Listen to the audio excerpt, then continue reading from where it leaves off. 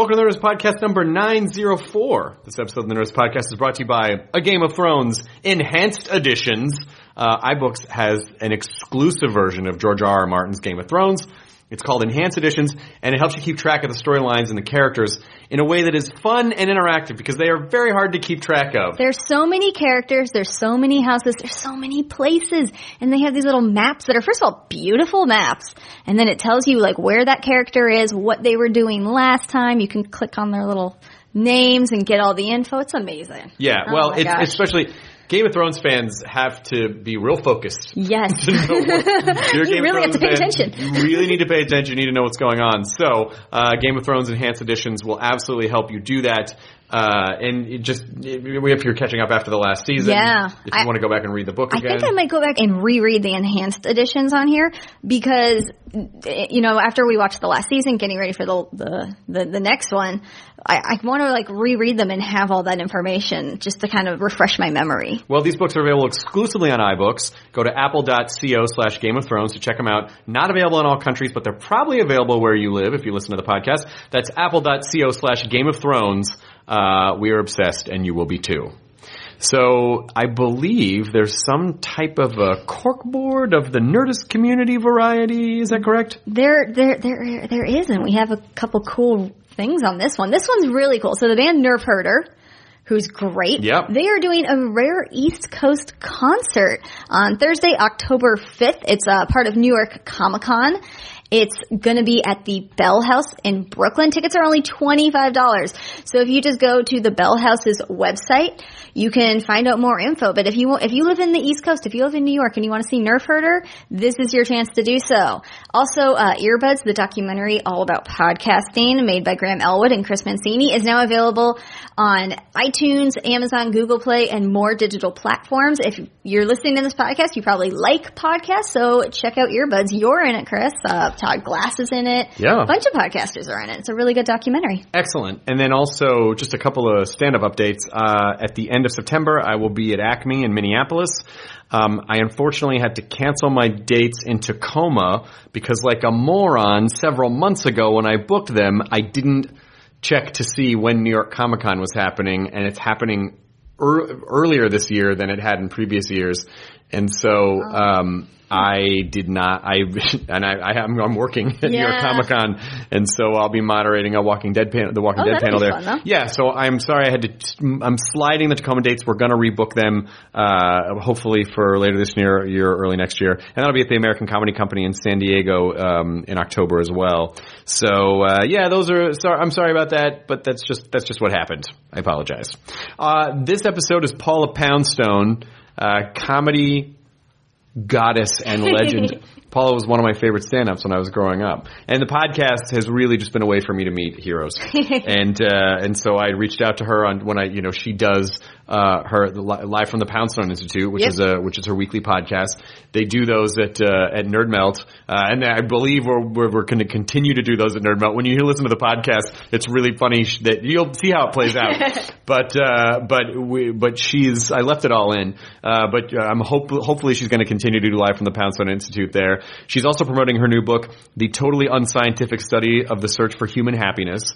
And she's great. And she was a great guest, and it was an absolute pleasure to have her on the podcast. You just don't think when you're watching people change your life when you're younger, like someday I'm going to sit down and talk to that person for a while, and it's going to be cool. And it was. So thank you to Paula for coming on the podcast. This episode also brought to you by Casper. Casper's a sleep brand that created a premium mattress that sells online for a fraction of what it would cost in a store because they don't have to maintain brick and mortar overhead. The business works by continuously developing the mattresses using feedback of nearly 500,000 customers. So their San Francisco R&D team recently developed a proprietary foam that relieves pressure and increases airflow. And people say it's like sleeping on brioche.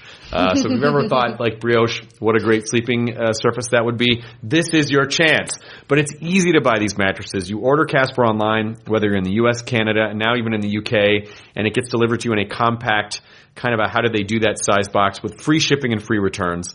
And considering you spend a third of your life on your mattress, you probably want one that's not going to make your life miserable. Invest in your sleep health because it legitimately affects the rest of your life.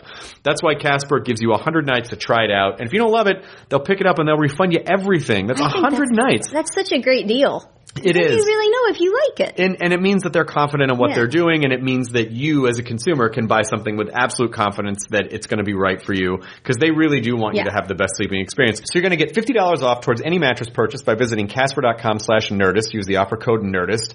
You're going to love this mattress. I got one for my mom. Jonah got one too. He did. Jonah got one too. He fucking loves it. Yeah, he raves about it. My mom's real picky when it comes to mattresses. I go, I'm going to get you this mattress, and you're going to love it. And she loves the Casper mattress. So it has absolutely made her happy. So $50 towards any mattress purchased by visiting Casper.com/Nerdist. Use the offer code Nerdist. Terms and conditions apply. Thanks to Casper for sponsoring this episode of the Nerdist Podcast, number 904, with Paula Poundstone. Katie, we'll roll the thing. Now entering Nerdist.com.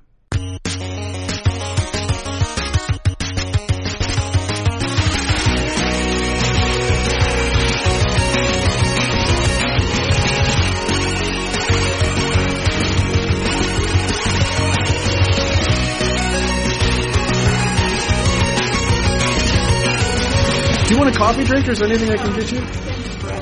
I think I have a soda, and I'm going to take it out. I even have, somewhere I have a water bottle. I don't know how the fuck Julie Andrews used to find stuff in her bag. This bag isn't even that big, right? And I can't find anything in it. Okay, you're all good. I love your stuff. Oh, thank you. Yeah. Thank you. You obviously don't do the dusting. No, I don't. I don't. Someone does, and they do an amazing job because there's a lot of stuff up there. Yeah, because, in my own home, I've rethought tchotchkes a lot from the cleaning process. Well, and also, it just, it's fun when you first start acquiring things because it's fun to acquire things. Yeah. And then when you run out of room, you start thinking about how fun it would be to not have things. And so, at a certain point, I will just donate all of this to a children's hospital or something, someplace where kids would enjoy toys. But that's a good idea too. In my book, one of my chapters is the Get Organized chapter, and I was distinctly unorganized because, bigger house to smaller house. Yes. Killer. And very busy at the same time, so I couldn't really cope with a lot of that stuff. And I have to say, since I did that, I then hired another organizing company. It's two women. It's more expensive, but faster. Okay. And speed is very important in the Get Organized process because you get bogged down and it's very depressing. But I got rid of a lot of stuff. Feels good, right? It feels really good. I've been fascinated by a system, and maybe this is for the Poundstone Institute, but there's a woman named Marie Kondo, and she wrote a book called The KonMari Method, and it essentially, I'm not through it all yet, but essentially, rather than going room by room and go, I'll clean out the closet today, or I'll clean out a little bit because then you'll just acquire more stuff. Right, yeah. She suggests, and again, this is very global view. I haven't gotten that far into it yet. But essentially you look at something and you ask yourself, does this thing bring me joy? And if it does not bring you joy, you get rid of it. If it does not bring you immediate joy, because you acquire so many things that you go, I might need this at some point, or later I might, or I don't know. I think I have some emotional attachment to it. But when you actually face yourself with the item and say, do I feel joy in this? Most of the time you will probably say no, and you just get rid of it. And apparently it's a great way to just purge shit. And it's a whole lifestyle that there's a whole subreddit, the KonMari subreddit, and it's, all people organizing their shit. People that meet together or something, these people? I think so, yeah. It's a real lifestyle. It's a real, it's become a real lifestyle. But it's just about finding joy in the things that you have. And the idea being that most things you just have, but you don't have any joy for them, and they actually just they're just more oppressive to have all these things. I think some of the stuff is oppressive. And by the way, the organizers that I worked with were I think they would leave my home a little bit disappointed in me each time. I mean, there was some stuff that I stood fast on. But, you know, they can always come back. We can always take another pass at it. Take another stab. Yeah, but a lot of it did feel good to get rid of. And some of it, you know, some of it is accepting a time gone by. Sure. And so there is like a real emotional component to it. I mean, I'm not a hoarder, I don't think, but there is like, oh, but that was my kid's blah, blah, blah. Oh, there's a, you know, and time gone by and all the things that go, you know, all the unmet, you know, the thing I tell about in the book, the games. All the board games. Some of those games I still have, but some of them, you know, just there would be like a picture on the box of this, you know, this happy family playing the games. And I just look at that and go, you know, how come we never? Yeah. Never. Well, listen, the picture on the box is basically Instagram for a day gone by. Like that's a bullshit. That family, the dad is an alcoholic, the mom is probably sleeping with a neighbor. Yeah. The kids are doing every drug, but then, you know, they posed for that fucking one picture. Why don't they ever show it? Why don't they have like the dad, you know, doing a line off a book just around the corner. But that's the literal game of life. Yeah, it's a slightly the real game of life, but the real one. We did have, even when my kids were little, and we still enjoy, I mean, the last board game that, you know, let's see, one of my daughters is 26 now, so she wasn't at home. But a couple of years ago when my son was in like a program in Virginia, and my daughter Allie was home for college, and we'd gone to Virginia to visit my son, and we were in a little, you know, ski place, and we played the game of life together. I actually brought that in my suitcase, and we still enjoyed it. Still makes it, still fun. My kids love to see me lose. They always have, and I think it's one of the good parenting things I have going for me. That's great. Is that I am always going to be. I'm sort of more than Mr. or Mrs. Brady. I'm Alice. Oh, what if Alice raised the kids? Yeah, exactly. You know, more sardonic Alice, I suppose, but nonetheless, I am Alice. And so they, so they just get a big kick out of seeing me lose, and that was part of what they enjoyed. Like when I was choosing you have to choose like which home you're going to buy at a certain point, and you know my kids had already lapped me on the thing, and so you know the only one left was like a trailer, and they were just beside themselves with joy. I mean, how old could they have been then? Like Allie might have been like 21, and Thomas E. must have been, you know, 17 or 18. Still delighted. And still this just gave them peals of laughter. And so I can't get rid of that game. You can't. You have to save that game. But what do you do with? Because I actually, this is. I'm pleased to. I'm asking because I really want to know what to do. I'm asking for advice, but I'm cleaning out a storage unit, and so I found like 4 copies of Entertainment Weekly from like 2004. I'm in it somewhere. Not a big story. I know it's in there, just a little blurb. But what do I do with those? I can't. I mean, I guess in a way it sort of brings me joy. Oh, that's really fun. I was in Entertainment Weekly in 2003 for something that I did then. But then I think, well, what do I need that for? What am I going to do with that? Yeah, well, when I did my bigger house to smaller house, and grant you, I was in crisis, but I did, because I used to have this trunk. You know, I had a trunk full of stuff that I had written, of like, you know, drafts of stuff that I had written for magazines, and same thing, you know, copies of the magazines, and, you know, not just one copy, by the way, you know, several copies of a magazine that one article that I wrote was in. And you have to ask yourself, on what day did that ever make sense? When did that seem like a good idea? Well, did you think, oh my God, I better buy all of these? Yeah, exactly. Why? Well, then other people aren't going to see it. If you buy all of them, it defeats the purpose. That's a good point. Yeah, maybe that's what I did wrong. This has been so instructive already. Yes.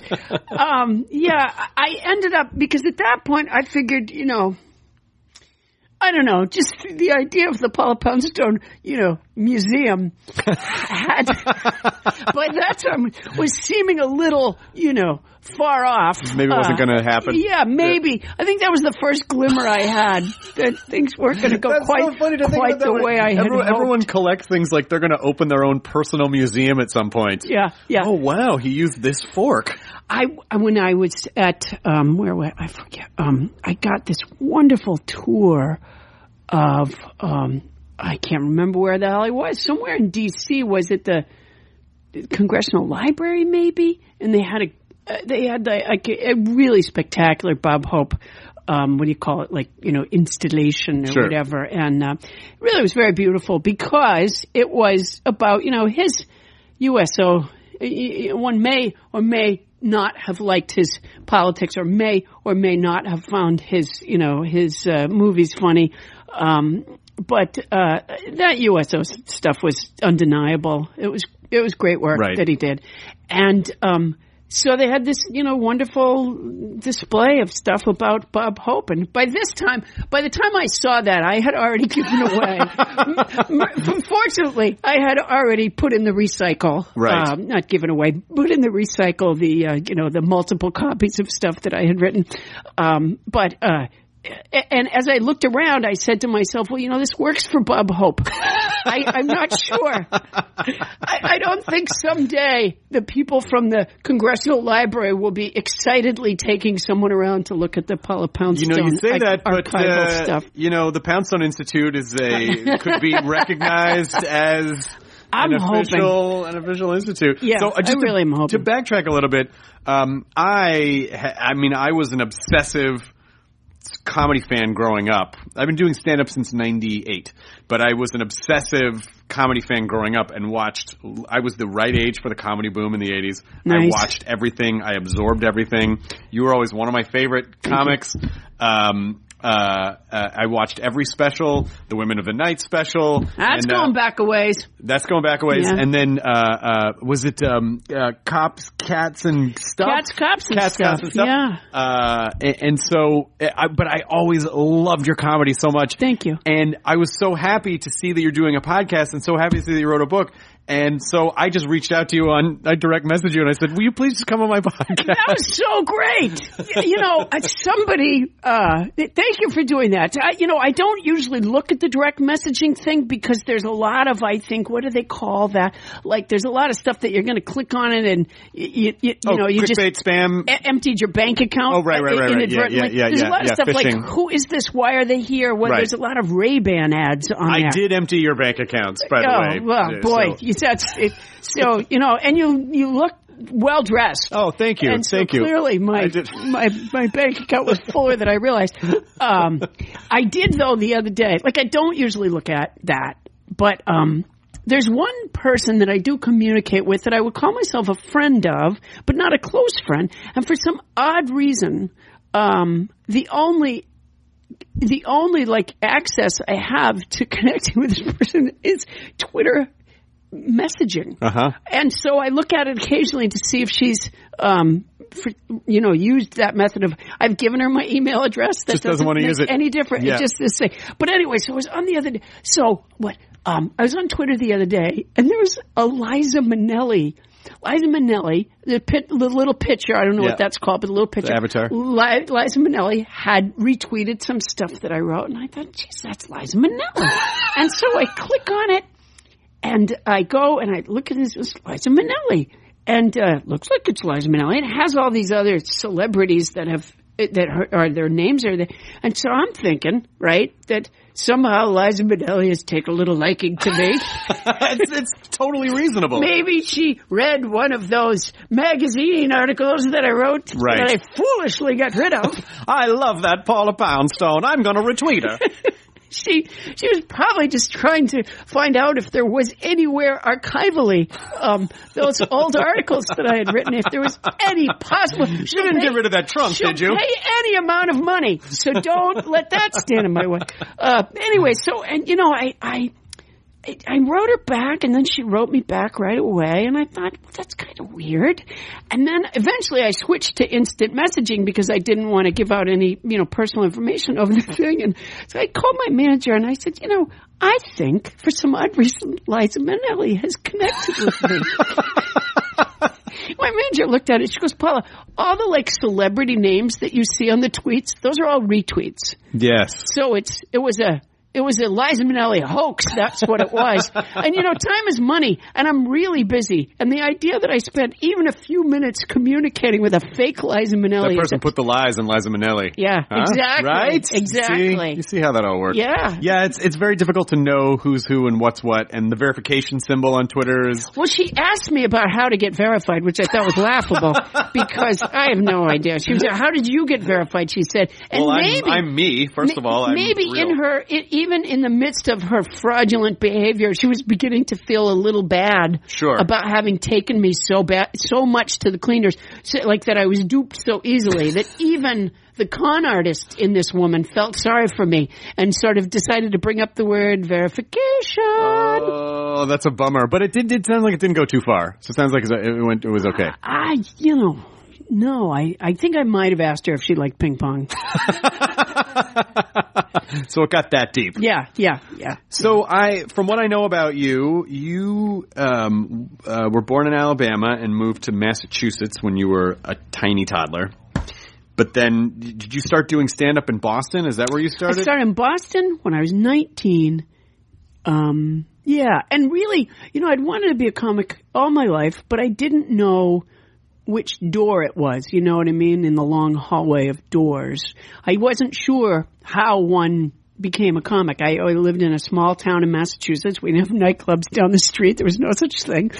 And so I really had, I remember listening to Cosby albums when I was a kid. My parents owned, would buy the Bill Cosby albums, and they were very funny. And it never occurred to me that he was in a particular place when he was doing those. Like, I had no idea where he was, like that it was a club. Years later when I listened, I went, oh yeah, you can hear the clinks of the glasses and stuff. It just never occurred to me that there would be somewhere where someone would go to learn to do this comedy stuff. And I happened to be living in Boston, bussing tables for a living, so it's not like I turned my back on a law degree, in Boston in 1979, and I was so lucky that, comedy scene somebody started.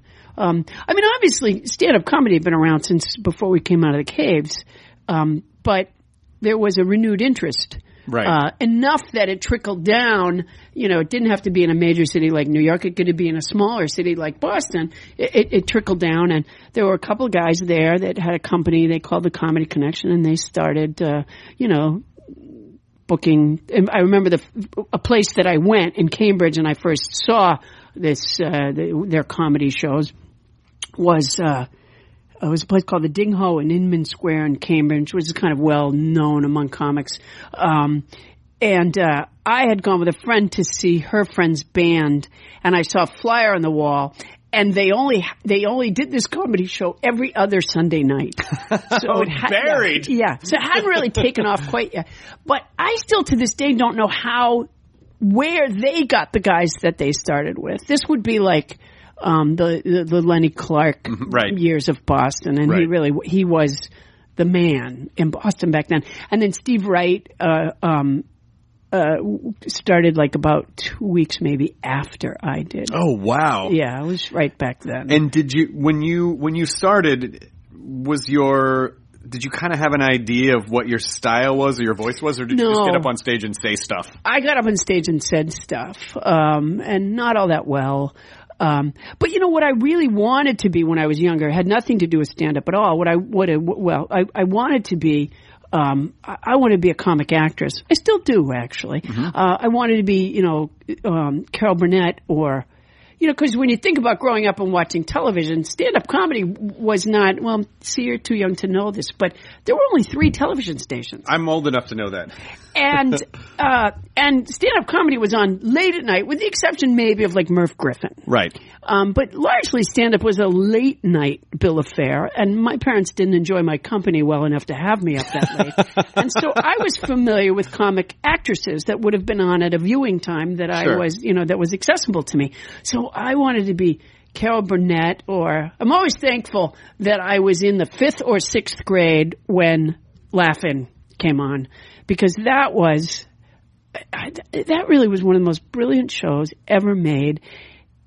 it was wildly silly and stupid sometimes. Right. At the same time as being very, I mean, they carried the message about the Vietnam War very effectively, and they got away with stuff. You know, some of the stuff that was on that show, you wouldn't find that now. Well, it was so goofy, and also they sort of mastered just ending a sketch when the joke was done. Yeah. Like they didn't, like stuff didn't drag. It was like once the joke got out, yeah. just cut to Nixon. Right. And then, there was no, it's true. They did away. They were two variety shows what Robin Williams and Jonathan Winters were to stand up in terms of the segue. Right. They just did away with it altogether. Right. You know, we're done because we say we're done. Yeah. And the audience will follow because it's engaging. Yeah. Yeah. It was on every level. I mean, it was sort of wild and bright and funny and silly and stupid.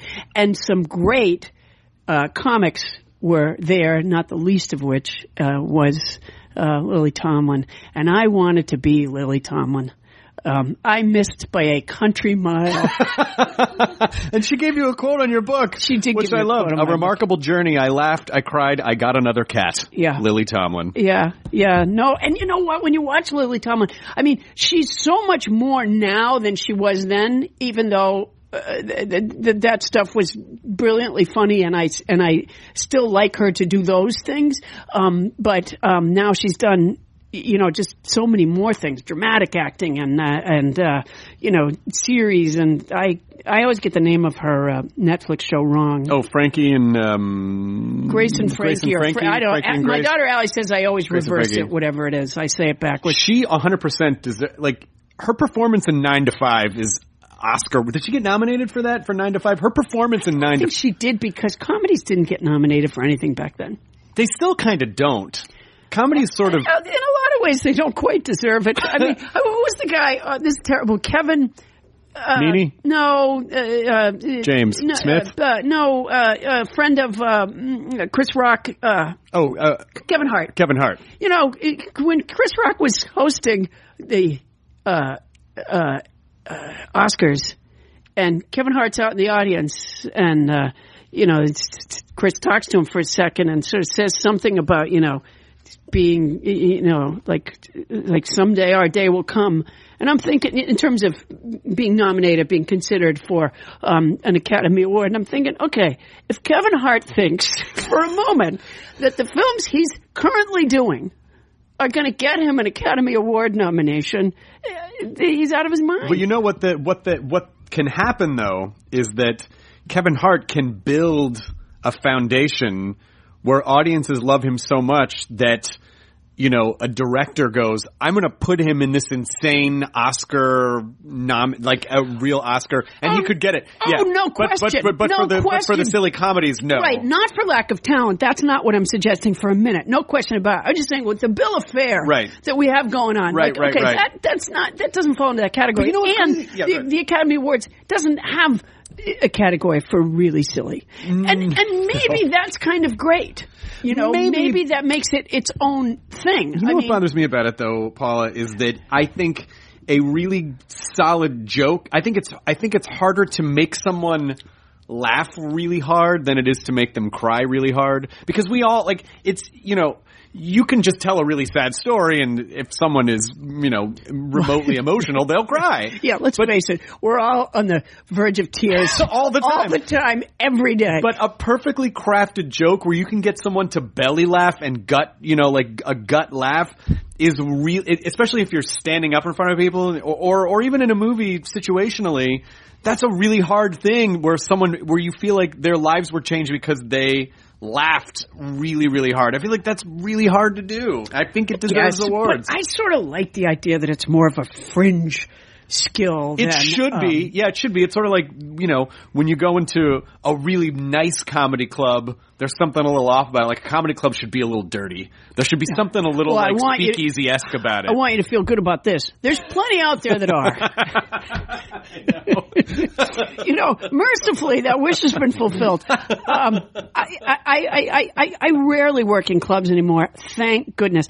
I have, first of all, the best manager that has ever walked the face of the earth, my manager, Bonnie Burns. And, you know, years ago, we sort of made a move to not, to get out of comedy clubs as best I could and get me in like theaters. Yeah. And the experience is so much nicer for me. The audience, I think it's nicer for the audience too, but in the mainstream. Meanwhile, my podcast, I have returned to the world of the dive. Yes. Currently, our podcast is being taped at the Nerdist on Sunset Boulevard, I know which is, it's just, it brings back a wealth of memories. I'm sure it does. I mean, I never worked in there per se, but it has some similarities to many of the places. Well, that's when, when I started it in 2011 or 12, it was just an art gallery. Wait, you started that place? Yeah. Hence Nerdist, Nerd Melt? That's right. I had no idea. Not the comic book part, but the theater part. I didn't know that. Yeah, I didn't know that. I started it because, some rooms just have like an accidental magic to them where it just feels like, oh, people come and it's fun. Low ceiling, high energy. Low ceiling, high energy. There's two posts in the middle of the fucking like UCB New York, the old UCB New York. There's like, it shouldn't work. There's two posts in the middle of the stage, but it does, and it's under a grocery store, but it does, because I think there's something about it where it feels like, comedy should feel a little dirty or a little unsafe or a little, unsafe comedy. I like that. It kind of, and it sort of has that like, oh, we're in the back of a room that we're not supposed to be in. Yeah. And so it just creates a really good vibe. And the really hardest nice places can be tough.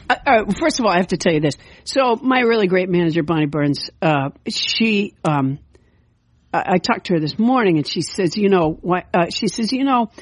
why don't I look up some stuff about Chris Hardwick and I'll send it over to you. And I go, well, why would you do that?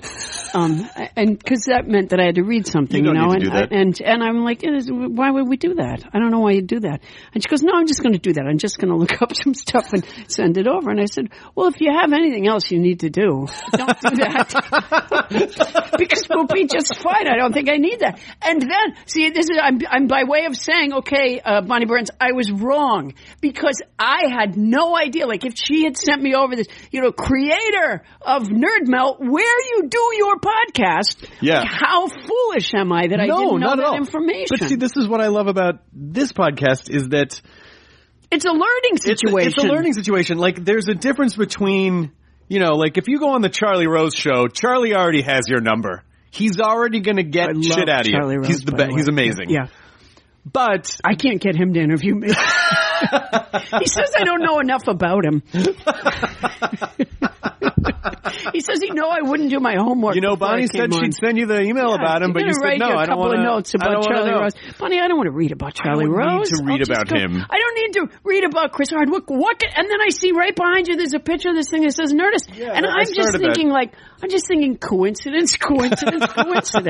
No, so I'm aware that you do the show at the theater because every month I get the breakdown of like, here are all the shows that come in. Okay, well then, do you know this? All right, okay, this maybe you didn't know. They don't want us there. Who said that? Whoever said it to my executive producer. I don't think to Doug Berman. I don't think that's no. True. They don't want. Oh no, they don't want us there. They said we come too early and we take up their parking spaces. They showed me where to park. I didn't just park willy-nilly. In fact, the first time I parked there, I got towed. If you still want to do the show there, I can fix that in about a half a second. I can't believe that I'm having this. This is like, I've worked my way to the top, unbeknownst to me, to the very top of Nerd Melt. And the place that doesn't want us. No, and it's changed my feeling. In fact, last week, I parked on that lower parking lot, Oh, yeah, where the meters are. Everyone kept saying to me, why don't you park on the upper one? I go, no, because they say I take up their spaces, and I'm trying to leave as small a footprint as I possibly can. And so I just went back, and I did the meter like 3 times. Don't do that. No problem. Here's the thing. So you know how there's like a little hole in the shrubbery or whatever where you can climb up? Yes. So I go to climb up, and I twist as I climb. And I have a brim on my hat, which I have to have because it holds my brains in. And so I don't see the railroad tie. Oh, no. And I smash my head into that railroad tie. This is me trying to leave a small... So So what I'm saying is, I didn't realize it was you who I was suing. No. You can do the show there as long as you want, and you can park wherever you want. Yeah, sure. Now you say that. You're going to put Miss Simmons onto some phone. Simmons, get me Nerd Melt. Simmons, get me Nerd Melt on the phone. Why? Simmons, what's this? First, I need you to exist. Then I need you to get Nerd Melt on the phone. The Poundstone Institute banned from the Nerd Melt. I know. Well, here's where I backpedal, which is I don't handle the day-to-day there. So, yeah, but you don't handle the day-to-day there. I can make things happen. Sure. So you can do your show there as long as you want. The guy has been cast. I would be honored to have you there. Sure. Boy, so you really knew nothing about this? I wasn't. I wasn't walking into a hornet's nest here. No. I really don't know what goes on day to day over there. Probably just me to have a dressing down about how I've been taking up parking space. Not at all. One car. No, I don't. Is it some kind of double car or a triple car? Well, it's that. It's that RV thing that I bought in the Game of Life with an Airstream at the end of it too. I don't deal with the day-to-day stuff over there. I just sort of oversee everything. But I have a thing that I pull my cattle in. Yeah, that's fine. That's totally fine as long as the cattle's not loose. They can't ride up front with you. No, I let the cattle out to graze. Okay, maybe I haven't told you the whole story. Okay, I understand now about the kind of Apparently, we've really been in the way. Grass back there. Is this and more cow? Well, I've been grazing my herd back there. And I also noticed that there was Nerd Melt just turned into a meat locker. There's just like hanging meats in the lockers. Do other shows not do that? Not most of them don't. Yeah, no, we hang our meat over there. Actually, it's funny that you say that because there is a little restaurant down the way from there called the Carving Board. Do you know that place? I know the Carving Board, yeah. Oh my God, that food has changed my life.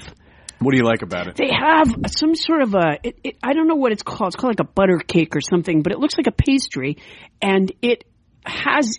It looks like a lemon square maybe, but what it appears to have is the inside of like a pecan pie with no pecans. Oh, okay. And I hate nuts, but I love Caro syrup. Yeah. And yeah. And so it's all the goodness without all the nutty badness. Yeah, exactly. And it's really the focus of my day when I'm going to work on the show at the Nerd Melt. I'm very excited to go because I know that treat is there. I volunteer at a nursing home a couple mornings a week, and one of my friends is not that I've met there, over time, right? It's not on the earth much longer. And so, I just try to do stuff that might brighten her very limited life that she has there. And so I had told her about this dessert there. I said, would you like me to bring you one of these desserts? She says, yeah, I would. And so I bring it to her. She's really not well at this point in her life. So I bring her this dessert, and I cut off like a little teeny bite of it, and I give it to her. And then I realized, well, she can feed herself. So I slide it over to her. She starts cutting off these really big bites because it's hard to resist. And then she starts to choke. Oh, no. And I'm like, look, don't choke. If you choke to death, I'm going to get in so much trouble. I go, don't you dare. And she, her face is beet red. And I go, are you okay? Are you okay? And she nods her head. She's okay. And then she takes another giant bite and is choking again. I'm like, oh my gosh. And then finally the third one, I go, are you okay? Are you okay? And she nods her. No, she's not okay. Oh no. And I have to call somebody in, and she was fine. She was fine. But that was the other thing I was going to sue you for. Oh, I appreciate that. Yeah. I will take responsibility for that as well. This whole Nerd Melt experience has really put a damper on everything. It's been quicksand for us. It's just all since then. But I love the idea that you're like, don't choke now. Just die in your sleep naturally. Yeah, honestly. I'm going to leave. Yeah. I'm going to pretend I had nothing to do. I was wiping my fingerprints. Digging the cake out of her mouth. Pie out of her mouth. Plastic clamshell thing. Yeah. I'm like, say I didn't come here. That looks very bad for you. Honestly, I wouldn't mind going out eating one of those things. No. Yeah. It's a good way to go. I don't want people to know that. I want people on Paul Poundstone diet eating some buttery thing. That's. But it'd be really great for the Carving Board. It's our pie is so good. Yeah. To die for. Yeah, right. Exactly. People willing to risk. Yeah. Yeah. Just your headshot will be up in there. There's just like a wall of people the pie killed. Yeah. Yeah. It's like at the cleaners when people sign it. It's like all the. Could you figure that cleaners thing out when just because you're not from here, are you? No. Yeah. Where are you from? Tennessee. Where? Memphis. Oh, for heaven's sake. Memphis, Tennessee. Oh, my parents moved to Tennessee, but what part? I'm not sure. Some other part. Clarksburg. Got it. Clarksville? Maybe. They took the last train. I don't know. I've never seen them there, but they've been there for a long time. So you can't actually prove that they're there. But. Yeah. No, last I heard. They were there. That's where they had shown up. I think I vaguely understood, okay, well, these people must have come in. I mean, like, all the headshots. The thing about the cleaners is, like, they would fill up their wall with headshots and go, that's it, we're done, we're never changing these. So it'd be be like a super faded picture of, like, Alyssa Milano from Who's the Boss era. Yeah, right. That they would never, like, swap out or be like, we have new clientele. But, I mean, did you, I don't know. I mean, I have had my clothes dry cleaned. In fact, I used to do it quite regularly. And then I realized that I didn't have to every time. I used to take my clothes to the dry cleaners after I'd worn them once. I don't know why. I thought it was somehow virtuous. Or when I was really broke, I used to do a joke about this in my act, but it is true. I would drive, I'd mean to take them with me. I'd have them in the back seat, and then I would forget. And eventually I would just bring them back in the house and wear them again, like as if really they didn't need cleaned. They just needed to go out. Just spend some time. Like, have you ever been so broke that you did your laundry with no laundry soap? Well, yeah. I mean, I remember being so broke that I would just throw a dryer sheet in.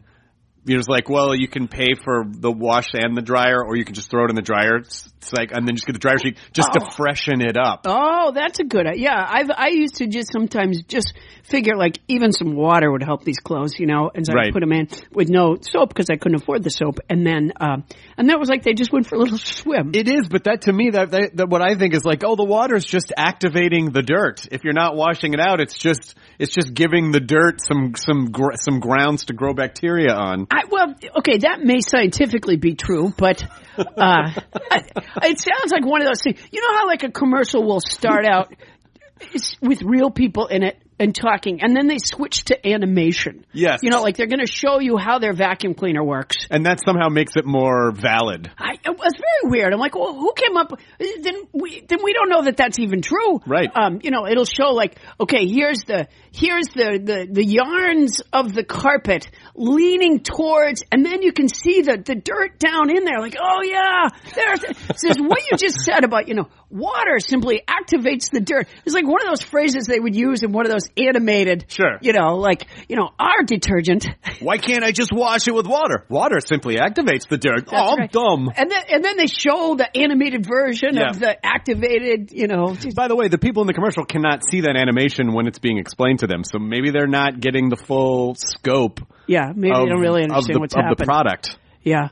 The other day, I accidentally, I did my laundry, and I inadvertently left a Ziploc bag of dog treats in my pants pocket. Oh, no. Yeah, really bad news. And so I thought, shit, I'm going to have to do my laundry again, because I've washed it with dog treats, really smelly dog treats.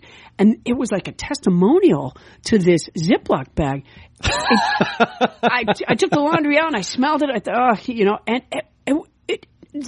even the smell did not get the treats were in the bag, still intact. There was a little bit of water in there, but everything was fine. It was an impressive. It was like that old Tide commercial where they have the red Georgia clay on the. You're way too young to remember that sounds commercial. Familiar. And she takes she had taken the socks. Her kid was playing in the red Georgia clay, and he came in and he had his socks on and they were all ruined. And she folded them up and put them in her purse. And she didn't think to put them in the laundry for like a month.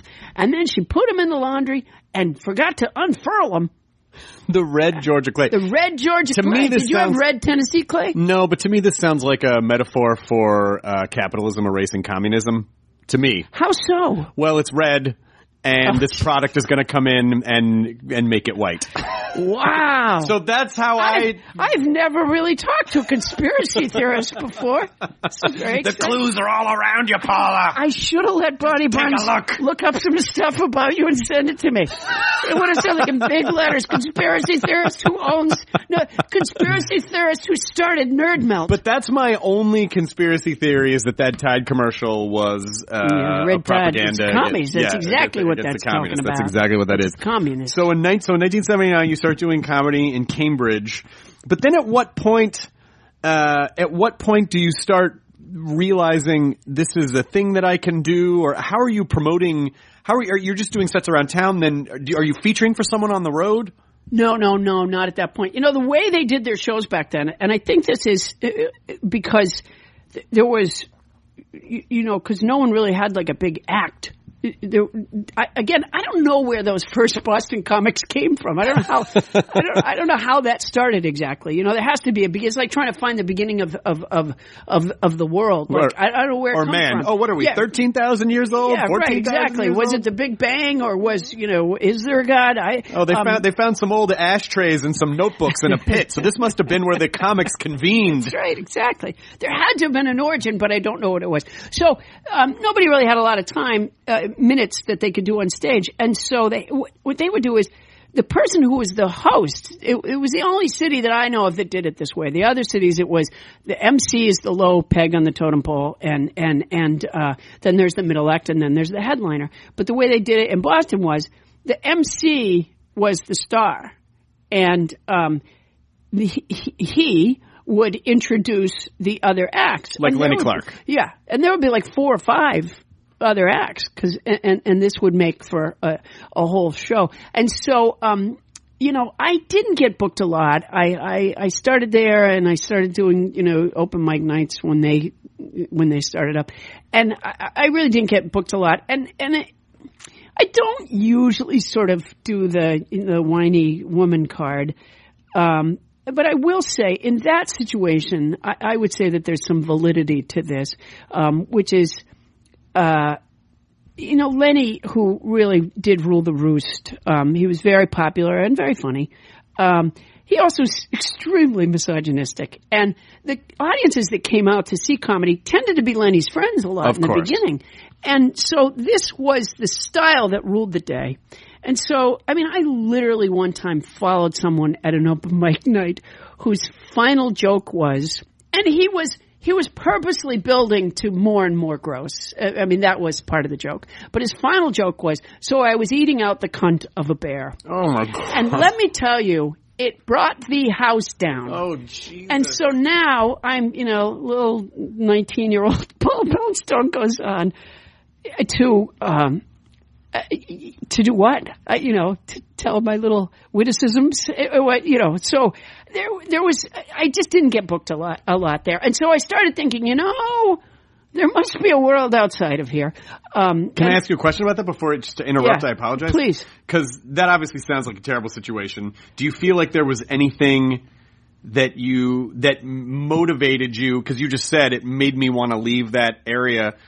You know, and because if you can survive in that deep level of toxicity, did you learn coping skills as a comedian from that? I think I did. No, I think I did. But there were other things. Preferably you wouldn't have had to have done that, but.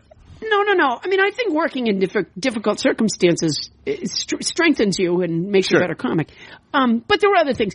You know, it was, you know, socially, the guys who booked the shows, and there was only a couple of guys who did the booking, they booked the guys they like to hang out with. Of course. And they didn't like to hang out with me. And so I just wasn't going to be their person. And the truth is, we all sucked. We were all really bad. So it would be really hard to say, like, you know, well, I don't book you because you're not very good. The truth is, none of us were very good. Right. And so it really was like a lot of kind of nepotism. And it was more than the misogyny of the temperament that was being built within the audience as well. It was really that nepotism that I knew I would never overcome. Right. And so I thought, you know, so a couple of the guys had gone out to San Francisco to do the comedy competition that was out there. And as a really weird thing, somebody should figure this out, and I don't know the answer. In a number of these smaller cities, I'm not talking about LA or New York. I'm talking about, you know, Cleveland and San Francisco and Boston and Phoenix and Denver. This resurgence in the interest of comedy, stand-up comedy, took place all at about the same time in different cities, and I've never quite known why. Like, why did the guys in Boston have the idea at about the same time as the guys in Denver did? I have no idea. But They did, and so there were these burgeoning, burgeoning comedy scene in each of these cities, and there were no really established great comics in any of those cities. We were all really just starting out, and so these guys had gone out to San Francisco to do this, and along the way, and I don't know why they knew to do this either, but along the way they stopped in these different cities and played places, and back then there was no such thing as a cell phone, and so they were like our. They were like frontiers people to us. They were like explorers to the rest of us. So they would call the club at, say, 7 o'clock, and all these comics would hover over the payphone, and somebody would talk to them. And they worked in Chicago last night, and they would say and we'd all be, oh, they worked in Chicago. It was so exciting. It was like they were planting a Boston comedy flag outside of Boston. And, and they said, oh, last night they were in Denver. Oh my God, they were in Denver. And so when those guys came home, I talked to them about where they had been, and I got some names and addresses of the clubs. And so I left on a Greyhound bus to go around the country to see what clubs were like in different cities. And I lived on the bus. I didn't have anywhere to stay, and I didn't have any money. You could buy a thing called an Ameripass back then, which was a ticket book. Cost $150, and it lasted for a month. And you could have a ticket written to anywhere you wanted to. But at the end of a month, it was all over, so wherever you ended up, if you didn't have money to get home, you're screwed. So I would take, for example, I was in Denver at one point. I'd arrive in Denver, put my stuff in a locker, my suitcase in a locker, and I had my little yellow day pack, and I would take a look at the bus schedule to find a location 4 hours away from there. I would find what was the last time of day that a bus went to that 4 hour away location, and say it was like midnight, right? Then I would come back to the bus station at midnight, take the bus to that 4 hour away location. When I got there, I would turn around, come back, so that I had my 8 hours. Oh, wow. And then I would be in Denver again the following day. Oh, my God. And I did that for months. That's incredible. It was I mean, cool. That's literally being on the road. Like, when you say on the road, you go, oh, I'm doing other cities. But you were literally on the road. No, I was on the road. And, one night, I think I might have been in Canada. I might not. I can't remember anymore. But I was way north somewhere, way north. And I did my method where I take the bus 4 hours away. But I went to such a small place that they didn't have a bus station open in the middle of the night. Shit. So I'm outside in the freezing cold. I get there and I'm like, oh, how come there's snow? And the bus driver's like, yeah, it'll open up at 8 in the morning or something. Well, the bus that it was going to take me back to wherever I was a couple hours time from, I had to wait. And I'm sitting outside on this bench outside. It's freezing cold and obviously dark. And I see this light coming from across a field, and it's coming towards me and towards me and towards me. It's obviously like a person, with a flashlight or something. And I get this idea that I'm going to be attacked. Oh, no. And wherever I am, why anybody would think, there's a young girl sitting on a bus bench at, 3 in the morning. No one knows where you are. Right. You don't have a cell phone. What are you going to... So I had a little Swiss Army knife, like the kind that just had tweezers, a knife, you could take and an eye a toothpick. And so I took out my little Swiss Army knife and I just sat with the blade out. This was what I was going to use against the flashlight bearing rapist that was somehow magnetically attracted to me from miles away, coming across a dark, icy field. This was so when the guy finally got over there, he was also waiting for a bus. When he finally arrived, I just sort of quietly put my knife away and. No, that's when you murder him to make a point. Yeah. It's like he wasn't expecting it. Maybe with me. Yeah, then you get to be the aggressor. You take him out. Yeah, I'm hoping to be a middle act someday. But when did that stop? At what point? I did it for a couple months, and then I landed, so to speak, in San Francisco. Mm-hmm. And there was a Boston comic that had moved out to San Francisco, and I was going to stay with him for a little while, but I couldn't find him when I got there. So I ended up staying with a total stranger, who was great. I wish I could find that guy again. There was no sex or anything like that. I just met a guy, just some people in San Francisco used to be like that, when you got to town. It's real bohemian. Yeah, people would put you up, take care of you, oh, don't have a place to stay, come stay with me. There was a constant influx of new people there, and everybody it was like you had arrived at this experience that you needed someone else to show you through. So anyway, so I did, on that night that I arrived, or the first night that I was there, I was hanging out with this total stranger. We took and I had almost no money at all by then. We took the cable car because we thought that was a good San Francisco-y thing to do. It is. And then there was a nice theater there, kind of called Great American Music Hall. Oh, yeah, still there. Gallagher was working there that night. Oh, wow. And so we decided that we would go see Gallagher. And it was $10 for the ticket.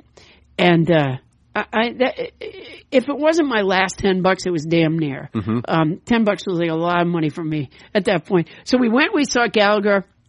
We thought it was great. And then we parted ways at some point. And I went or maybe it was the following night, I went to the other cafe. Yeah. Which was my favorite place. It was like the epicenter of comedy at that point. It was a great place. It was just, I don't know. Part of it had to do with where it was. It was on the corner of Carl and Cole. It was in the Haight-Ashbury district. There was a fair amount of foot traffic, but not so much as to be distracting. It wasn't on Haight Street. It was a couple blocks up from Haight Street. And the back wall of the stage wasn't a wall at all. It was a huge plate glass window.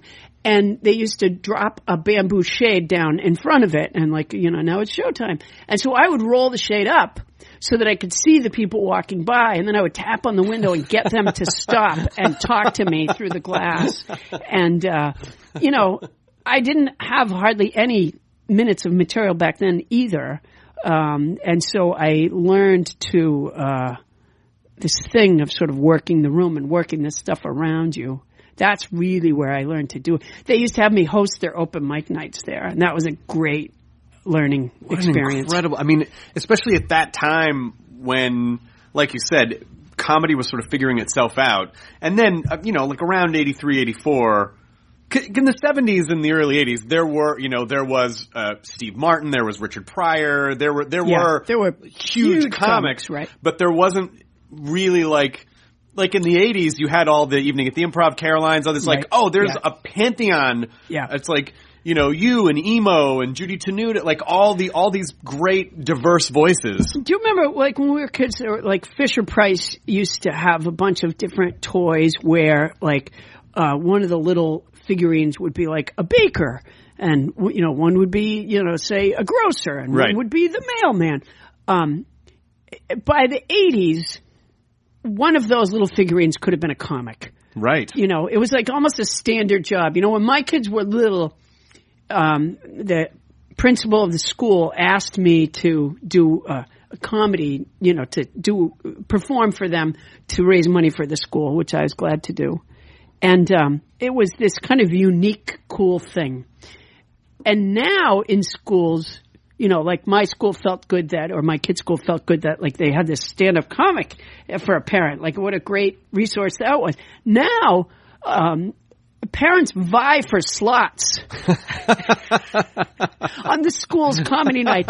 In every community around the country, there's rivals about which parent goes on and which slot on their comedy and night. The answer is that probably most of them should not. Yeah, well, it's you can't swing a dead cat without handing a stand-up comic now. But there were so many, and that's why it's, when you think about stand-up comedy now, because we just wrapped our At Midnight show, which showcased comics every night. There's not a lot of stand-up on television anymore. If you really, Netflix put, Netflix is doing this thing now where there's a new stand-up special every week. So they are, they're flooding the market with stand-up specials, but really, there's not a ton of stand-up anymore. And when I was a kid, every night there was some sort of a one-night stand or a there was a lot. Yeah. Caroline's. One might call it a glut. A glut. There was a glut. There was a glut. But I think a lot of it also had to do with something that was happening in the economy, which is that people apparently had disposable income that they were spending on going to comedy clubs, and so there was a lot. Comedy was just a thing that people did, but that died in the early 90s. It's also a cheap show to produce.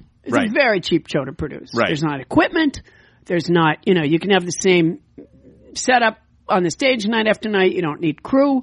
You don't need, when I work mostly theaters, and, the production staff at the theaters always seems so sad to see me coming, because, it means that they do nothing. Right. There might be a little tape mark on the center of the floor. Want to do a sound check? No. Yeah. No, I don't. Right, exactly. Yeah, I won't do sound check. It's funny. My manager, I did a couple of, I used to do a lot of HBO stuff years ago, and,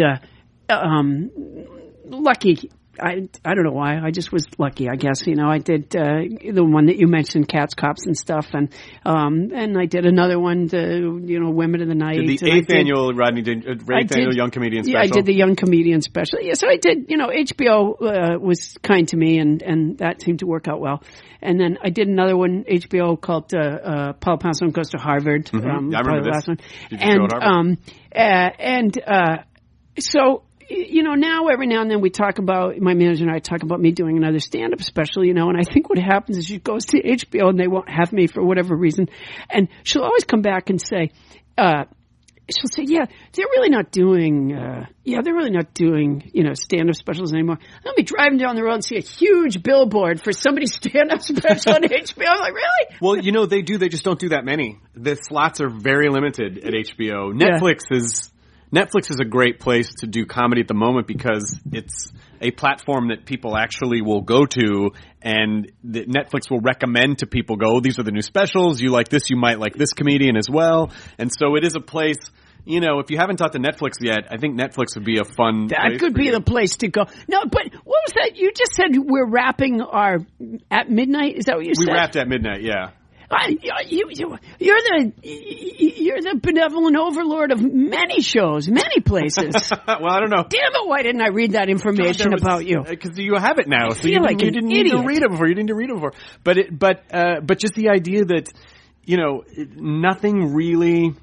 Stand-up is such an interesting thing, because you can't. There's no way to get better at it without just doing it a ton. You can't get funnier at it without doing it, and you can't build your audience. Just being on TV does not mean you're going to sell tickets. No, it doesn't. But what sells tickets is going through, having new material about every 12 to 18 months, going back, showing people the show's fun, and that's literally the only way to get better at stand-up. There's no fucking shortcut. No, there isn't. Every now and then somebody will have some sort of comedy class, and I would look a little askance at that. In my mind anyways, stand-up comedy is a relationship with the audience, and you can't have a class to train you to build a relationship with the audience. It just doesn't make sense to me. Right. I don't see that as a viable step. I see it as sort of a sidestep to avoid diving into the cold water of the potential that you're going to go on stage and just eat it. Which, I've done many, many times. And the good news is, I'm still walking and talking, that butter cake didn't kill me. Well, you can live through bombing. But yes, and once you realize that the worst thing that's going to happen is you're just going to sit in your car afterwards and go, I don't know if I'm doing the right thing. What are all my life choices? But then you wake up the next day and go, I got to do this again. Then that's the worst that happens. Yeah, so it's true. Unlike, as a musician, you can practice at your house. Yeah. Right? And you can get pretty darn good. But as a comic, there's just no other way than going and doing, which, by the way, means that audiences have to really live through some horrible stuff sometimes. But I think they're like part that. of the process. Yeah, it's part of the process. But if you can learn from it, it's good. Yeah. But your style, in the 80s at least, you were saying things. You talked about things that were curious to you. But I didn't get the sense that anything was deeply, deeply personal. Was there? Maybe I'm not correct in that. But did you feel like in the 80s it was like, oh no, it was more, like now there seems to be more of a trend. I'm going to reveal my deepest flaws and emotions. I think that's so funny that you asked that. I'm doing some job coming up on it. I don't know what it is, but they had written to me asking me to answer a couple of questions for their social network promotion, and they said, one of their questions was, what is it that is there something that fans don't know about you? And I wrote back and I said, I have reached a terrible conclusion as a result of that question, which is some self-knowledge that isn't all that pleasant, which is there is nothing that people don't know about me. I've been at this for 38 years, and so I have revealed everything there is, for better or worse, right? Everything there is to reveal.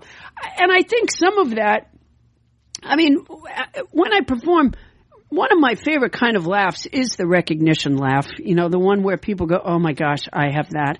And some of I remember years ago, before I had my very great manager, Bonnie Burns, I had other managers, and they used to say to me all the time, because I would say on stage that I don't like sex. And they used to take me aside and go, all these guys, and they go, oh, I don't think you want to say that. That's a good thing to say, And I kind of wondered, well, why isn't it? I don't see it as all that horrible a thing to say. But they were just sort of convinced that this would be so alienating, like crowds wouldn't relate to this. I have to tell you, it's not like 90% of my crowd doesn't like sex, but I'll tell you, there's a small percentage of my crowd who don't like sex. I remember this joke. Didn't you? It didn't have something to do with like something about when done correctly, it's a disgusting. There's something about. I think that's probably somebody else. No. Because I've never done it correctly. But in the description, I can't even speak in the description of why you don't like it, was there something about? I can't remember. I've talked about it in various ways over the years. But I guess my point is just that a lot of people just plain think it's funny, and I make some jokes about it. I talk, for example, I say that, and it's true. I was in Utah, and I was making fun of the polygamists, and all of a sudden, like a light went on in my head, and I thought, you know what? Why am I making fun of these people? Honestly, polygamy might actually work for me because I could get someone else to take my shift. I could just be like doing the dishes. I could say, "No, you guys go on. I'm fine. No, happy to. You go ahead. I'm off in 5 minutes. Yeah, it's not gonna. I gotta clock out. Just take my turn. It's really so I do jokes about that, and people laugh, but there are people in the crowd who go, "Oh my gosh, I'm not the only one," and that is there's something about that is so. I mean, laughter is just the greatest thing in the entire world, one way or the other. But there's something about someone being able to identify with something that I said in a way that makes them feel less alien and more belonging, that means more to me than anything else. I sort of value that more than I value, I probably have some of the funniest airplane stuff ever written, I would think, just because, I started doing it when they first invented the airplane. So I've been at it for a while. But that thing where somebody goes, "Oh my gosh, I thought it was just me." So my assessment was not correct. You actually do express deeply personal things on stage. I don't know that I always did. I think I do. I think I do. I mean, I told this story about attempting suicide when I was young. Who tells that? I guess that's deeply personal. Yeah, stood up on a couch, tied a cord from the curtain around my neck, jumped off the couch, and the curtains opened. And that is a true story, I swear to you. And were there people walking by and you talked to them through the glass? Hello, I'm just hanging. What do you do? Hanging. Hello. Yeah, no, I mean... Were you actually convinced that you wanted to go through with it, or was there a part of you that... I was actually really young when I did. I mean, I was a kid when I did that. Gotcha. But I've told the story that I was an adult when I did it. But as an adult, I would have pulled down the whole, the whole rigging. But no, I think I might have been 5. And did the... wow. Yeah. No, and by the way, they say young kids... I used to always hear that young kids, the concept of suicide is beyond them. That's not true. I don't know whoever thought that, but I read, not until this moment on the Nerdist have I told people that I was that little when that happened. But did you feel, so when you say like you like people to feel less alien, did you feel that way when you were growing up? No. I don't. I think I just thought beyond. No, I don't know that I was any unhappier than any other little kid. I just had a really bleak way of dealing with it. That's all. An uninformed way of dealing with it. Sure. No, I think, I didn't get something I wanted. And that was it. I don't think it was anything, I don't think I had a good, strong concept of what life was, perhaps, right. at this age. And so, but the good news is that it's given me a great joke all these years. But my point is, yes, I've told that. Oh, especially now, I probably, I think as I developed as a performer, I think that I felt more and more that the more I could be myself, the better off I was. Do you think that's part of the goal? Is narrowing the gap between the staged character and then your real self? Or I think for me it has been just getting that absolute comfort with the crowd. And by the way, it's not what everyone does. And I mean, I know guys who do the exact same thing every night, and it's brilliant, and the audience loves it. But I like to, find the show within the audience that's there. My favorite part of the night is just talking to the audience. I do the time-honored, where are you from, what do you do for a living, and in this way, little biographies of audience members emerge. Yeah, I love that. I use that from which to set my sails. So I absolutely, in truth, do not know where things are going. I mean, I usually close with, the closer has always been an issue for me, actually. I mean, generally speaking, what I close with is "Thank you, good night, I'm leaving." Well, it's hard. Sometimes it's really hard because I do 40% crowd work because it makes the show different for you, and it makes the show different if someone sees the show twice. Yeah, and it's more personal. But I'm wondering if you found that it can be hard because comedy is so much about having a communal, intimate experience. That when you're doing the show about the audience and then all of a sudden you flip gears and go, okay, here's a completely other thing I'm going to talk about now. It can be hard to follow the crowd work with material because the audience is like, well, that's not about us anymore. We had this shared experience. Well, part of it is sometimes somebody will say something, and sadly, this is a character flaw in me as a human being to begin with. I somehow always turn stuff to a conversation about me. I don't do it intentionally. It's why I don't do eulogies. You just flatly won't do it. Yeah. I'm like, well, Bob was a great guy, but listen, this morning. She was a really great person. Let's talk about the pie I gave her that killed her. Yeah, exactly. Yeah. As nice as she was, I find. I couldn't get out of the room fast enough. Yeah, I really do that. I don't intentionally do it, and I find it just a horrible trait. But I really do that. Everything ends up being about me.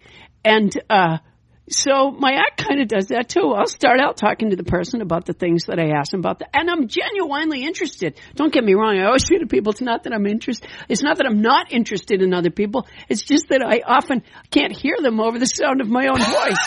But I'm very interested. So, and so I found this way, again, to allow myself to be myself. For years, I sort of fought that tendency, and finally I just went, nah, just say what strikes me. And so sometimes somebody will tell me something about themselves, and I jettison, inadvertently, not in an intentional way, but I do. I end up going, oh, that reminds me of the time when I did blah, blah. This book, The Totally Unscientific Study of the Search for Human Happiness, is sort of the sequel to, because it's largely memoir-ish. It is sort of the sequel to my other largely memoir-ish book, which is called There's Nothing in This Book That I Meant to Say. And that book, There's Nothing in This Book That I Meant to Say, is I allowed myself to do that thing where I switch from talking about one thing to talking about myself. I allowed it to be the framework of the book. So There's Nothing in This Book That I Meant to Say is a series of biographies of huge historic figures, and in the telling of their story, I tell my own. That's amazing. And so my first test chapter was Abraham Lincoln, and I had the idea. I mean, the idea just dawned on me one day. I'm like, that's what it is. That's what it has to be. And so I tested it out, So I did some bunch of research about Abraham Lincoln, and I began to write. And I just said to myself, just go where it takes me. And so I begin to write legitimate biographical information on Abraham Lincoln, and I get as far as his mother died of milk disease before I thought to myself, my mother had a headache for a really long time. Same thing. So I would jump off and I would tell the thing about me, and then I would continue talking about Lincoln. And obviously I've never emancipated slaves, but I did when I had babysitters used to come home early. Sure. I mean, which you very can see, similar. You can see. Yeah. A lot of similarities between me and Lincoln when you get down to it. When you really start to break it down. Exactly. You can see how we're many both there are. just human after all. Yeah, exactly. Right? I mean, they're interchangeable. The biographies are almost interchangeable, save the log cabins. Yeah. But very similar. The skeleton. Yeah. Yeah. That explains the stovepipe hat you're wearing today. Yeah. The tall stovepipe. Which is the one that fell off my head when I smashed my head on the railroad tie climbing up from the lower parking lot to the upper parking lot at the Nerd Melt. What was your relationship to, what was the comedy ecosystem at that point? You guys obviously all knew each other. You were aware of each other. Were there factions and groups and circles? Was it super competitive in the comedy? When you're touring in the 80s, you know, when you were really, really touring in the 80s. It was certainly competitive. I mean, everybody who was an MC wanted to be a middle act. Everybody who was a middle act wanted to be a headliner. You know, we all did. Although I had a secret weapon, which was, I figured out pretty early on that I didn't need to move up a ladder. I needed to be really good. Because I just was never going to be considered by the powers that be. I never was going to be.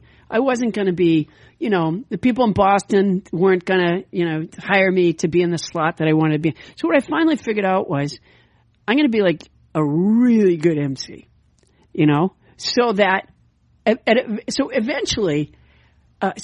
eventually somebody looked like an idiot for not hiring me. Really smart way to do it, because moving up a slot. You're not focusing on something that's far off. You're focusing about what you can do within the moment, right? To make that the best I'm experience. not in charge of what other people choose. I'm not in charge of what other people like. I'm only in charge of me and how I'm working. And so I did figure out pretty early on, just to work my ass off at being good at what I was doing, to the degree that if people weren't sort of scooping me up to have me, they looked a little foolish. And it worked pretty good, actually. Yeah, we were all certainly competitive with one another. There was a fun thing when I worked out of San Francisco and I hung out with all the open micers that were at my same, we always call it graduating class, they were, right. And they were fun, and we had a really good time together a lot, in the midst of a certain amount of dramatic parrying for position that was also there. I sort of liken it sometimes to when I read, what was the name of the book about Van Gogh? What's the matter with me? Irving Stone. Van Gogh. Was Stop. Van Gogh. Lust for Life. That's was the one. Right, not on the tip of my tongue. Yeah. No, it wasn't on mine either. I read Lust for Life years ago, and I've never figured out, by the way, why Irving Stone thought he knew what Van Gogh said to his brother. That's a bit of a stretch. My friend Jonah Ray always talks about how, the history specials, he's like, he gets so annoyed by guys who go, the thing you got to understand about Caesar, what are you talking about? What are you talking about? Yeah. And not for a moment am I comparing myself or my brethren to Van Gogh. But I do remember having this feeling that there's a period where he went to Paris to be with the Impressionists, and they used to sit in cafes drinking and talking about art. And one day, according to Irving Stone anyways, it sort of dawned on Van Gogh that while they were talking about art, they weren't doing it. Right. And somewhere in San Francisco, I used to hang out with this group of guys, and again, it was fun. And we talked about stand-up comedy all the time, and we always talked about the people who went to LA and sold out. We were very angry but secretly everyone wanted to go to LA and sell out. Dying to go to LA and sell out. Could not wait to go to LA. Would kill our best friend to get to go to LA. But until then, and fuck those sell it. jerks. Yeah. Can you believe it? Somehow the people, if they were making any money off what they were doing, then somehow they weren't true artists. Who came up with that idea? But anyway, so I did eventually leave San Francisco, and for a while I commuted back and forth, but I went to LA to sell out as quickly as I possibly could. But what I started to say was there was this really fun period where, I was a Boston comic, and now I was a San Francisco comic, but I still just worked the clubs in San Francisco. And then somebody started a club in Sacramento. And the pipeline for their comics was a lot Los Angeles, but a lot San Francisco. They get their headliners from LA, and they'd get their openers and middle acts from San Francisco. And this guy was one of the many club owners that figured out this business formula that since you were going to have somebody in every week, you don't have to rent a hotel room. You can rent an apartment and have a waitress go in and vacuum once a week. The comedy condo. The comedy condo. Yeah. It's a horrible thing. Jizz-soaked Coke. Oh, my God. Just lined on the, I can imagine. Yeah. No, so I have stayed in some vulgar places. But what was cool about that, because this was pretty early on. So for most of us, certainly for me, this was like my first, road job where I lived someplace else. I was here for a week, and then I was going to go home again. And I was working comedy every night while I was gone. It wasn't like the Greyhound bus where there were nights where I didn't work. And again, because he got his headliners mostly from LA, I met a bunch of really great, Garrett Shandling and I met that way. Larry Miller and I met that way. I forget who all else. But it was like going away to camp. You spend the week with these guys. Gary and I booked ourselves together in a bunch of places afterwards because we enjoyed hanging out so much. And then I get to watch these really good performers do their thing. But I look back a little bit lovingly on that stretch where you were with someone else and you spent time with them during the day and you became friends. And, I was a big postcard writer too. I'd get everybody's addresses and I'd write to them from wherever I was. It was fun. Even when you, and I think there's almost a little bit of a danger with people now always seeking a safe space. Like, I need my safe space. Obviously, there are aggressive situations. What do you mean safe space? Like a place where they feel comfortable. People feel like... You mean to perform? I just mean in life. Oh, in life. In life, just like, I need a safe space, I've never heard that phrase before. It's a very popular phrase where essentially if anyone feels uncomfortable, they go, I need a safe space. And really? Yeah, and it comes from a good place of protecting people from very toxic, aggressive situations. But I think there's also a certain skill set that people don't learn, which is how to, because when I look back at times when I was uncomfortable, that's where I learned the most, or that's where I grew the most. Not like in danger, not like my person was in danger. Yeah. But I mean like times where I felt uncomfortable was where I learned the most or grew the most, or I look back fondly and go, hey, that was kind of I lived in a shit box and I ate dry ramen for a month, but fuck, what an incredible time, you got through it. You just got through it. Yeah, and people say to me all the time, well, what if your kids want to be comics? First of all, my kids don't want to be comics. And so, but they go, well, what if they took off on a Greyhound bus? Well, okay, they didn't. But I think that would be okay with me. If they were finding their way. Right. Yeah. I don't know all of what they do. Actually, they're all young adults now, so I don't know all of what they do. They lie to me anyways. I don't know. Let's be honest. I don't know anything about what they do. I've said to all three of my kids, I go, when people ask me how you are, the only thing I feel that I can say for certain is that you're alive. I said, beyond that, everything. Like, I'm so sick of saying to somebody, well, he's doing the blah, blah, blah. And then a couple of weeks later, I find out, no, he's not. And then having you say to the same person, like, oh, well, he didn't really do the blah, blah, blah. I just thought he was doing the blah, blah, blah. No, it turns out he's Parents are always horribly misinformed. Oh, it's awful. It's awful. It's horrible. And I don't know. I had no relationship with my parents when I was my kids' ages. And so So I have no practice at that, but it's terrible. Did you not get along with your parents, or you're just severed from them? Here's the thing with me and my parents. I don't know that I did or didn't get along with them any more than anybody else my age did or didn't get along with their parents. I simply felt at a certain point that the thing that I wanted or needed, and this is an incredibly selfish approach, but it's the one that I took. I was looking for peaches. And my parents, this is not real, but in metaphor, ran a hardware store. Gotcha. And every day, when I would visit my parents when I was a young adult, and I did visit them sometimes then, it's like I walked into their hardware store and said, perfectly innocently, "Where do you keep your peaches?" And they looked at me just like, "What? We don't have peaches." They weren't keeping their peaches from me. Just didn't have them. They didn't have them. You wanted something soft and sweet and delicious, and they had pokey stabby things. Right, precisely. Yeah. They just didn't have, and to that same ends, I mean, I think they went into my store that had something entirely different from what I think they had the same experience with me. Well, that entirely informs the idea of feeling alien. If you that entirely informs that idea, and that's why. Don't you think everybody feels alien? Yeah, don't but you to think? a degree. In fact, those of us who feel alien like to think that we're the only ones who feel alien because that's part of the alien feeling. But no, I think everyone does, and I scream this from every mountaintop from which I can scream it.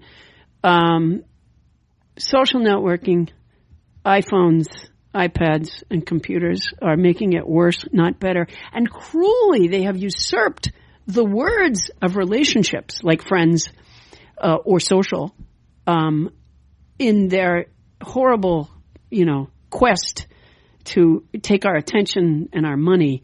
And I don't know that they set out to take our souls, but by God, they've made a big headway anyways towards doing that. I mean, listen, as someone who, kind of agrees with you and still uses social media quite a lot, I would say it's not even just that they took our souls. We willingly handed it over. We rushed to give it to them. Well, we did, but we did. But I will say, apparently Bill Maher said a couple weeks ago that they are the cigarette companies of our time, and he's absolutely right. They, my son, I talk about this a little bit in my book, The Totally Unscientific Study of the Search for Human Happiness. I talk about it mostly comedically in the book, but also one of the things about my book is that it's not entirely comedic. It is funny. That's its number one job, is to be funny. And it has, as you said, Lily Tomlin gives it a lovely blurb on the front. And on the back is the who's who of comedy. And Trisha Yearwood. Dick Van Dyke, Carl Reiner, Garrison Keillor, Dick Cavett. Yeah, not too shabby, huh? Not too bad at all. So it's a funny book. But it also, Kirkus Reviews says that what did it say? It gives more than it promises. And what they're referring to is that it's also a very raw and honest book. And so everything in it is not funny. And one of the stories that ends up getting told in the book is the story of my son's really tragic downfall into electronics addiction, which is a real thing. I cannot scream that loudly enough. So I talk about it in the book. But I used to believe when I would talk to other parents about it and try to sort of, I feel a little bit like Bartholomew in the Oobleck, trying to tell people, no, watch out for this thing. It's not what you thought it was. It's terrible. It's not good. And does it have are there some good applications? Has it done some helpful things somewhere? I think it's probably helpful to have medical records on it. I think there's probably a few things nice that you can look something up sometimes. Yes, there are some lovely applications for it. But in the main, the way it was sold to us was that it was going to be educational for our children. That's how it got into our schools. It was going to be educational. It isn't. And it was somehow going to bring us together. It sold us a bill of goods that is so not true.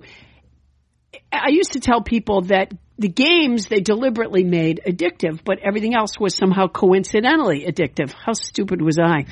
It's all purposely addicted. addictive. There's a terrific guy, I don't know his name, ironically he has a TED Talk, that was going around doing the News Hour. He did an interview on the News Hour, and I think he might have done the Today Show and those kinds of interview shows.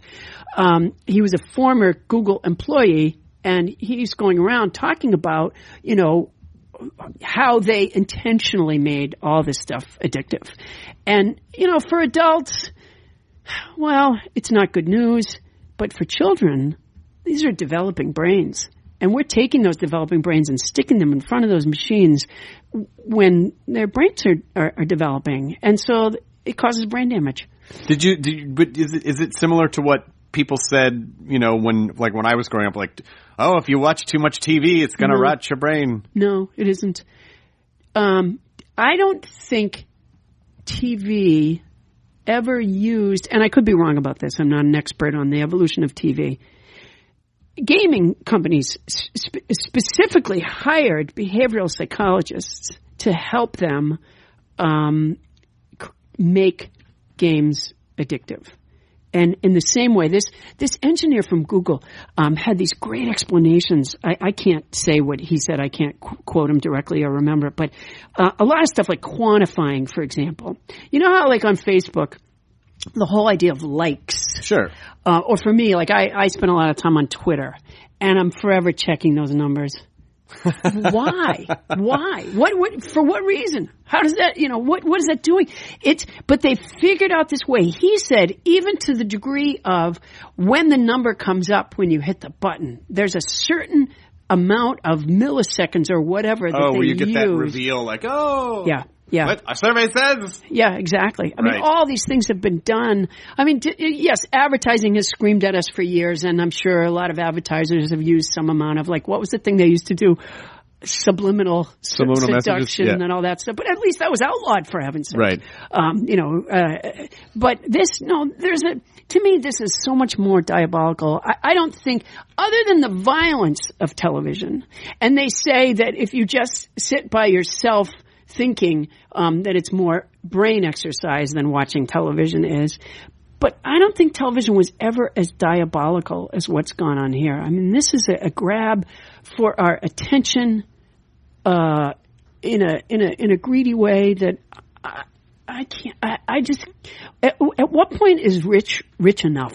But I think that's just sort of the ever expanding bubble of capitalism, right? Where you go, I can sell 1 million of these. What if I could sell 1 billion? You know? Yeah, no, that is part of it. But that's definitely part of it. I guess with this one, what's sad about this one is here. When I was in the 6th grade, we were really into yo-yos. Duncan had this, resurgence because yo-yos had been around for a long time, but they had it became a new fad, a resurgent fad. And our school would let us, tons of us had yo-yos, spent a lot of time playing with the silly, stupid yo-yo. And our school would even let us have yo-yo contests and stuff that the school, was involved with. And it was fun and silly and probably a waste of time, but okay, didn't do anybody any harm. Then along came, I think also from Duncan, but I could be wrong, this thing called the clacker. It was a hard plastic circle that had 2 strings attached to it. On the end of each of those strings, there was a hard plastic ball made of the same translucent plastic material that the Duncan yo-yo was made out of. And all you had to do was take the plastic loop in the center and hold it tight in your fist and pull your hand up and push your hand down, and it would make the balls clack above your hand and below your hand. That's all it did. Mm-hmm. There were no tricks you could do with it. Just made a clacking sound, up and down, up and down. This became a popular thing. There it is, yeah. And did you find? Yeah, exactly. This became a popular an old school thing. Fidget spinner? Yes, exactly. Well, except for this. Except for one day, over the PA, I was in the 6th grade, comes this announcement. Now, I didn't yet have a clacker, but I desperately wanted one. One day comes this announcement from the principal that they have found that these clackers, when the balls collide, they can shatter. And it could fly into the eye of the user or someone standing around. And they said, so we ban them from the school, and we recommend that you not have them at home either. And I think about that story so often now because there is evidence upon evidence upon evidence that these computer machines, these smartphones, these iPads are doing damage to our children in schools. They're not helping with the educational process at all. Zero, none. In fact, they're making things worse. And my generation of adults don't have the balls to do what our principal did. Right? And we were pissed in the 6th grade, by the way, when we said we can have it. Fuck you, we can't have a clacker. I'm getting the clacker. No one's stopping me from the They can't fucking tell us what to do. You know what? If we have them at recess, they can't stop us from having them at recess. What if I keep it in my desk? I'm getting a clacker. Fuck you. You know, but the principal decided that she would take the slings and arrows of the dislike of the students, and because she was doing this thing that adults are supposed to do, and she was protecting us. Well, there might be an occasional. I'll bet there are schools that experiment with, no electronics rules or. I'll tell you, when my son began to, I had to get him someplace where there were no electronics. I had to, this is a few years back now. Things may have changed slightly since then, but I was looking for a residential program that did not allow electronics. And I had to hire what's called an educational consultant, I think it's called. It is a shitload of money. And their job is to know all the programs around the country. I told this guy what I needed, and he was like, you get that. He found 2. One was in Texas, one was in Virginia. And the one in Virginia, the only reason they didn't use electronics was because they lived in tents. So my poor son lived in a tent in Virginia for a year. And, we'd drive past goddamn Confederate flags. And I just said, you know what? You have to weigh, right? It's damaging his brain. Was it helpful, or do you think when you get older, you're going to be like, my mom made me go to school in a fucking tent? No, it was helpful. He did tell me this one thing, he was in wilderness programs. He was in this, he was in that. I mean, I tried like hell. He did tell me this one thing that I think everyone needs to hear loud and clear. He said to me, Mom, during the entire year, those cravings never went away. People have to hear that. I was a drinker. I don't drink anymore. Me too. A year later, I can't tell you that I ever felt cravings. Right? I mean, I don't crave alcohol now. I wouldn't call it a craving. Do I occasionally think about it? Sure. Absolutely. But you don't feel like a deep. I would not describe it as a craving. I would describe it as a stupid idea sometimes, but not as a craving. People have to hear this experience of this boy. What it tells us is, although I firmly believe that this is real addiction that's taken place with electronics, it may be an addiction unlike anything we are familiar with. Partly because it starts so young. I mean, even if you're a heroin user, and I never was, thank goodness, but even if you're a heroin user, you don't generally begin at 3. And so we don't know what that kind of early exposure will do in the long run. We don't have the answer to that. Well, there's not a long run yet. Really. Right, precisely. So so it's not worth the risk. There's a terrific book called Glow Kids by a guy that I know named Dr. Nicholas Kardaras. And he is one of the experts on this topic. And there were no experts until just a couple of years ago. But Nick, talks to groups about this problem. And he was telling me one of the funny things is, so he describes to parents some of the awful things that can happen. And some of these parents wouldn't have even come to him if they weren't already having a problem at home. He describes to them what happens to the brain. He knows the science of it. It messes with the development of the frontal lobe. And I think it's the white matter in the brain, blah, blah, blah. He knows how to say it. I don't. But he explains all these very severe consequences of this early exposure to screen devices. And he says parents often say to him, when can they start? Is that crazy? That's the parents' addiction talking now, right? That's like, I can't bear the idea of not using this around my kid or not having my kid use this so that I can take a break sometimes or whatever. And so this is, it's like saying, well, we recommend that you not have your kid play on the freeway. Right. And people going, well, is there an age where, there's not always traffic on the freeway. Is there an age that he could, recognize cars and then move out of the way? Like, well, what were some of the signs that made you... Because, I'm sure there are people listening who go, oh, what is she talking about? I played games when I was a kid and I'm fine. So how would people know what the sign? How would parents know what the signs of electronics addiction are? Horrible tantruming. The frontal lobe is the part of the brain that controls self-control, judgment, reasoning, and planning. And those are not strong, particularly in boys, to begin with. Boys' frontal lobe don't come in till between 25 and 30. Now, I didn't read the information that my manager wanted me to send you about you. Yours may have come in much earlier, but on average... my frontal lobe, the whole write-up was you missed the article. Yeah. No, it's huge. A lot of you aren't seeing him, of course. You're just hearing him. And let me tell you, huge lobe. Biggest, widest lobe.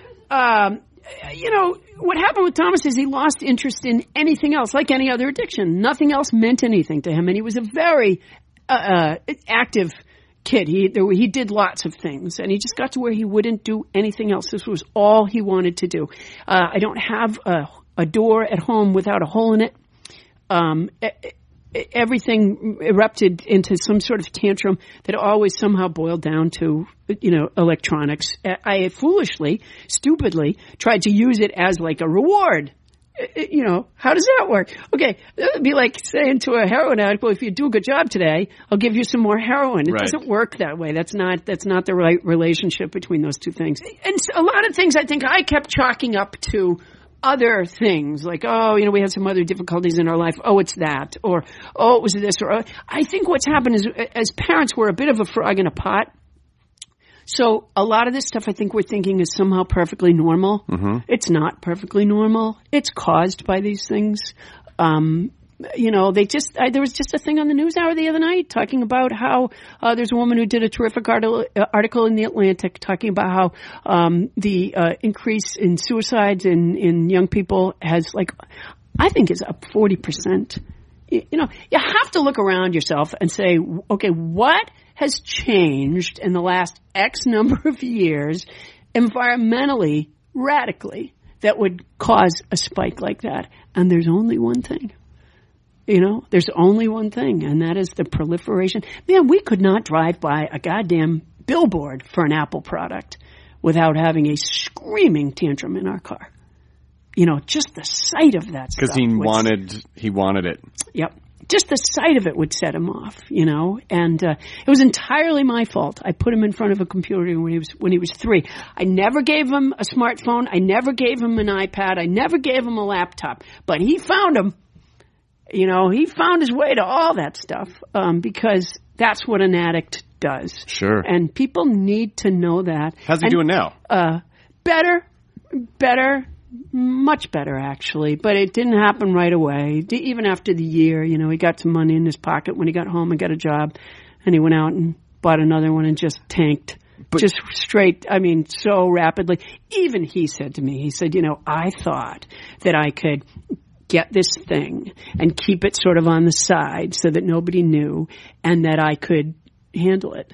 That's an addiction thing. You can't I'll just only drink on Sundays it's always going to creep back in. That's definitely a sign of addiction. Yeah. But what's interesting about hearing you talk about this and also knowing about your book, The Totally Unscientific Study and the Search for Human Happiness, and also your podcast, is this sort of idea of finding knowledge, because the Poundstone Institute is essentially, here are things I don't really know about, so I'm going to have scientists on who are going to describe what's going on. And the show's really funny, by the way. It's in front of a live audience, and so it's produced by NPR. Yeah. And so it's a really great idea.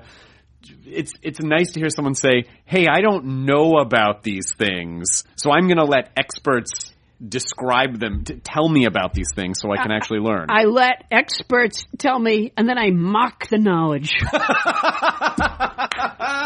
The knowledge is there, but I mock it. Yeah, it's both. It's I always put when I post about it, I often put a little hashtag with laugh, learn, laugh.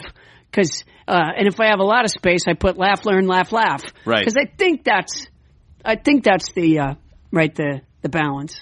By the way, as we're wrapping this up, I did want to ask you about just a couple things. Number one, when did you develop? Because in your special from San Francisco, Cats, Cops, and Stuff,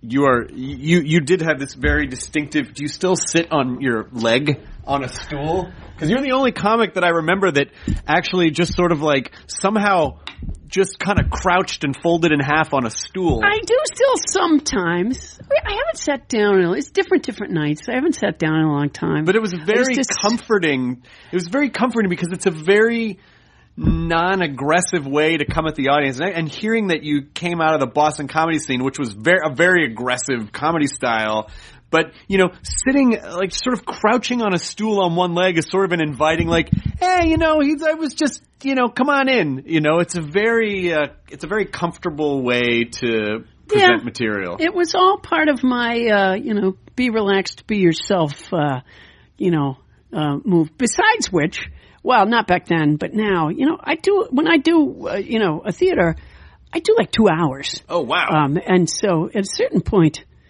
you just have to sit down. Self-preservation. How much can you pace back and forth on the stage? Yeah, honestly. Right. Make sure these people see me. Make sure these people see me. I often lay down on the stage. I guess I haven't done that in a little while, but I do lay down on the stage. And sometimes I do a little foot puppet show.